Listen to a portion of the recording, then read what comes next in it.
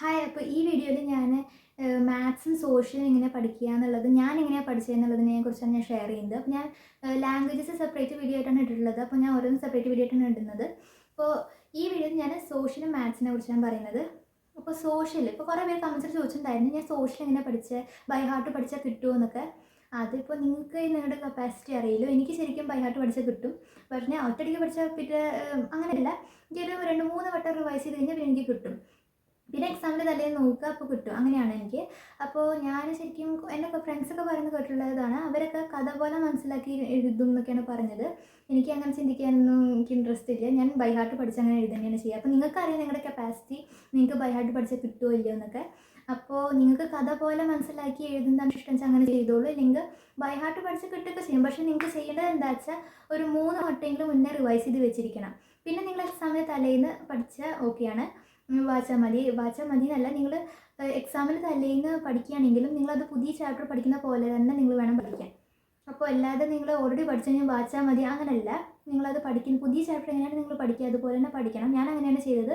അത് എക്സാമിന് തലേന്ന് മാത്രമല്ല, ഞാൻ ഓരോ പ്രാവശ്യം റിവിഷൻ ചെയ്യുമ്പോഴും പുതിയ ചാപ്റ്റർ, ഞാനപ്പോൾ ആ ചാപ്റ്റർ ആദ്യമായിട്ട് എടുക്കുകയാണെങ്കിൽ ഞാൻ എങ്ങനെയാണ് പഠിക്കുന്നത് അതുപോലെ തന്നെയാണ് ഞാൻ പഠിക്കുക.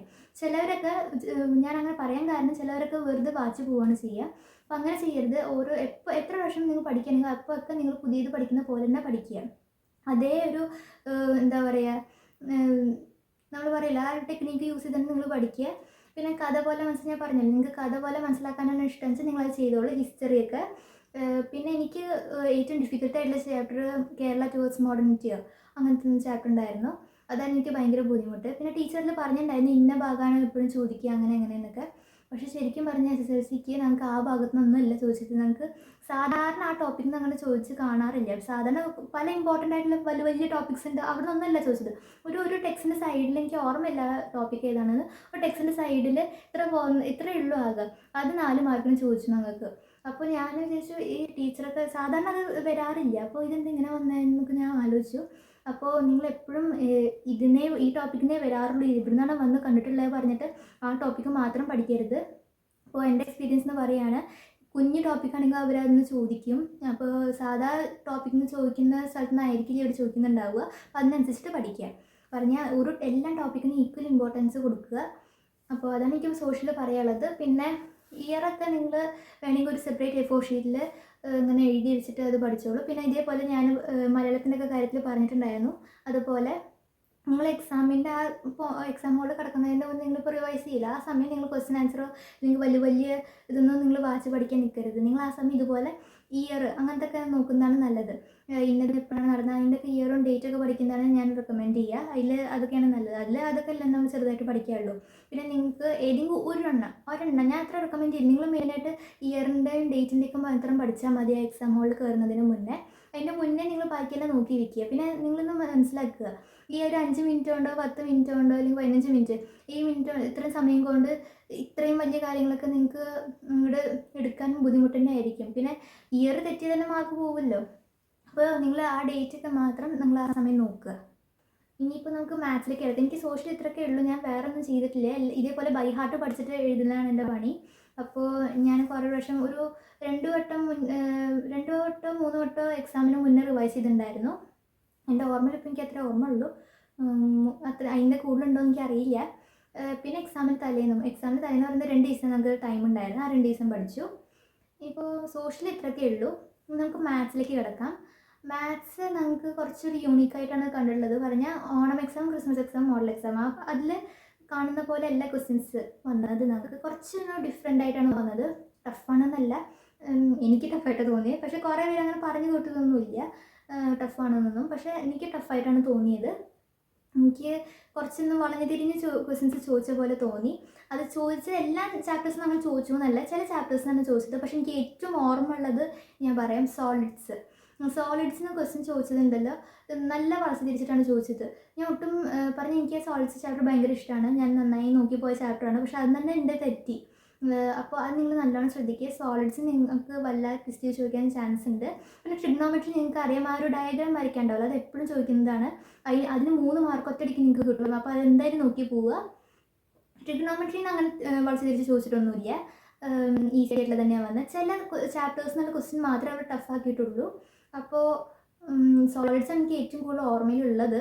കുറേ ക്വസ്റ്റ്യൻസ് ഞാൻ മിക്ക ക്വസ്റ്റ്യൻസ് അന്നാണ് അറ്റംപ്റ്റ് ചെയ്തത്. പിന്നെ ഒന്ന് ഇതാണ് എന്താ പറയുക, സ്റ്റാറ്റിസ്റ്റിക്സ് തിരിച്ച് ചോദിച്ചു എന്നല്ല, നമുക്ക് മീഡിയം ക്ലാസ് ഏതെടുക്കണ്ടെന്നൊരു കൺഫ്യൂഷൻ വന്നിട്ടുണ്ടായിരുന്നു.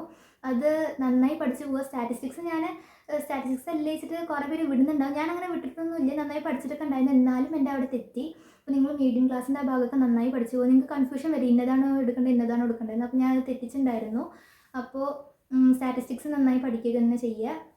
അപ്പോൾ പിന്നെ എന്താണ്, അരിത്മെറ്റിക് സീക്വൻസിനും കുറച്ചൊന്ന് പറഞ്ഞാൽ നമ്മളെന്ന് ഇതാക്കുന്ന പോലെ ചോദിക്കാൻ ചാൻസ് ഉണ്ട്. പക്ഷേ അരിത്മെറ്റിക് ഒക്കെ പിന്നെയും ഈസി തന്നെയായിരുന്നു കേട്ടോ, അത്ര ബുദ്ധിമുട്ടായിരുന്നു. ഞാൻ സോൾഡ്സ് വെച്ച് കമ്പയർ ചെയ്യുമ്പോൾ എനിക്ക് തോന്നിയത് സോൾഡ്സാണ് ഏറ്റവും കൂടുതൽ തിരിച്ച് ചോദിച്ചതെന്നാണ്. ഞാൻ മാത്സ് എക്സാം കഴിഞ്ഞിട്ട് പുറത്ത് വന്നപ്പോൾ കരഞ്ഞു, അയ്യോ എൻ്റെ A+ പോയി എന്നൊക്കെ പറഞ്ഞിട്ട്. പക്ഷേ പിന്നെ ആൻസർക്ക് ഞാൻ നോക്കിയപ്പോൾ എനിക്ക് മാർക്ക് ഉണ്ടായിരുന്നു. അപ്പോഴാണ് സമാധാനമായത്.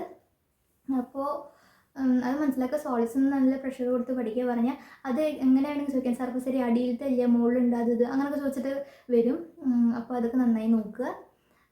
വേറെ ഒന്നും എല്ലാ ചാപ്റ്റേഴ്സിനും ടഫായി ചോദിക്കുന്നില്ല, ചില ചാപ്റ്റേഴ്സ് ഉണ്ട് അത് മാത്രമേ ടഫായിട്ട് ചോദിച്ചിട്ടുള്ളൂ കഴിഞ്ഞല്ല. അപ്പോൾ അതിനനുസരിച്ചിട്ട് അത് നന്നായി പ്രഷർ ചെയ്ത് കൊടുത്ത് പഠിക്കുക. അപ്പോൾ ഇത്ര തന്നെ ഉള്ളൂ. മാത്സ് നല്ലോണം ചെയ്ത് പഠിക്കുക. കുറേ PYQs ചെയ്യുക. ഞാൻ നല്ല PYQs ചെയ്തതായിരുന്നു ശരിക്കും പറഞ്ഞാൽ. മാത്സിന് ഞാൻ നല്ല PYQs ചെയ്തിട്ടുണ്ടായിരുന്നു. എന്നിട്ടും എനിക്ക് അത് ബുദ്ധിമുട്ടായി എന്നുള്ളതാണ്. ചിലപ്പോൾ എൻ്റെ പേഴ്സണലി ഇതാണോ എനിക്കറിയാം, എൻ്റെ ഫ്രണ്ട്സിനൊക്കെ അങ്ങനെ തന്നെയായിരുന്നു. അപ്പോൾ ഞാൻ കുറേ PYQs പഠിച്ചിട്ട് ഞാൻ പോയത്, എന്നിട്ടും എനിക്ക് ബുദ്ധിമുട്ടായിട്ടാണ് തോന്നിയത്. അതൊരു പ്രശ്നമാണ്. അപ്പോൾ നിങ്ങൾ നല്ല PYQs വർക്കൗട്ട് ചെയ്യുക. പിന്നെ ഈ 2023 ഈ അടുത്തടുത്ത വർഷങ്ങളിലല്ല, നിങ്ങൾ പഴയ വർഷങ്ങളിലത്തെ കൂടി നോക്കുക. എന്താ വെച്ചാൽ ടഫായി ചോദിക്കുമ്പോൾ അവിടെ നിന്നൊക്കെ ചോദിക്കാൻ ചാൻസ്, നിങ്ങൾക്ക് ഹൈ ലെവലായിട്ട് പഠിച്ച് പോകുന്നത് തന്നെയാണ് നല്ലത്. എന്നാൽ നിങ്ങൾക്ക് ഇതൊക്കെ ഈസിയായിട്ട് ആൻസർ ചെയ്യാൻ പറ്റും.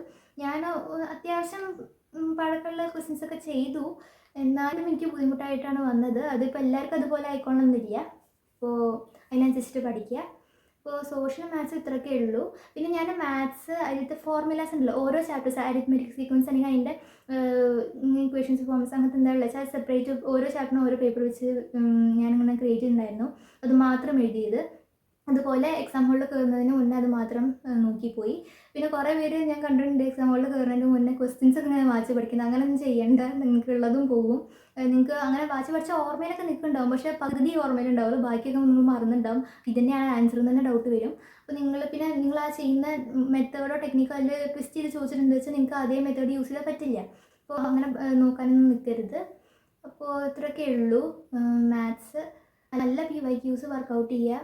പഴയ വർഷങ്ങളത്തെ വർക്കൗട്ട് ചെയ്യുക. ഇതുപോലെ ക്വസ്റ്റ്യൻസ് വായിച്ച് പഠിക്കുന്ന രീതിയൊന്നും വേണ്ട.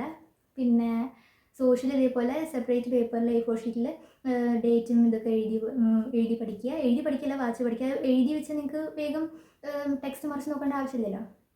അപ്പോൾ ഇത്രയൊക്കെ ഉള്ളൂ. ഇതൊക്കെയാണ് ഞാൻ ഫോളോ ചെയ്തത്.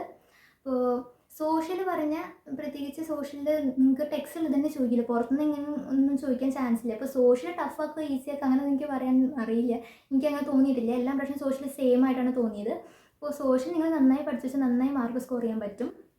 മാത്സ് പക്ഷെ അങ്ങനെയല്ല, കുറച്ചൊന്നും ആവാറുണ്ട്, അതാണ്. അപ്പോൾ പറ്റുന്നതൊക്കെ നിങ്ങൾ നല്ലോണം ട്രൈ ചെയ്യുക. അപ്പോൾ ഇത്രയേ ഉള്ളൂ. ഇതൊക്കെയാണ് ഞാൻ ഫോളോ ചെയ്തത്. അപ്പോൾ ഈ വീഡിയോ ഇഷ്ടമായി ലൈക്ക് ചെയ്യുക, കമൻറ്റ് ചെയ്യുക, സബ്സ്ക്രൈബ് ചെയ്യുക. Thank you.